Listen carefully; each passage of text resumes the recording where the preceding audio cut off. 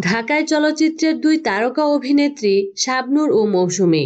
পর্দার বাইরেও তাদের রয়েছে এক পারিবারিক বন্ধন। সেই সম্পর্ক থেকেই এবার একটি ছবিতে অভিনয় করবেন তারা। ছবিতে ওমর সানিও থাকবেন।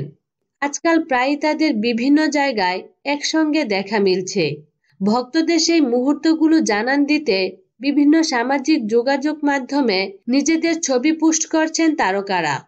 এ প্রসঙ্গে ওমর সানি বলেন, আমার স্ত্রী মৌসুমী ও শাবনূরের মধ্যে যে সম্পর্কটা দেখছি সেটা অবাক করার মতোই।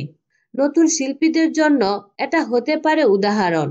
শাবনূর সংসার কিংবা অভিনয়ের যে কোনো ব্যাপারে মৌসুমীর কাছ থেকে পরামর্শ নিচ্ছেন।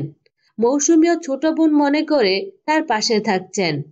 সত্যি বলতে শিল্পী পরিচয় ভুলে আমাদের মধ্যে একটি পারিবারিক যোগাযোগ তৈরি হয়েছে। তিনি আরো বলেন, এসব দেখেই নতুন একটি পরিকল্পনা করছি। একই ছবিতে একসঙ্গে অভিনয় করব আমরা তিনজন। কিছুদিন পর এ বিষয়ে ঘোষণা দেব।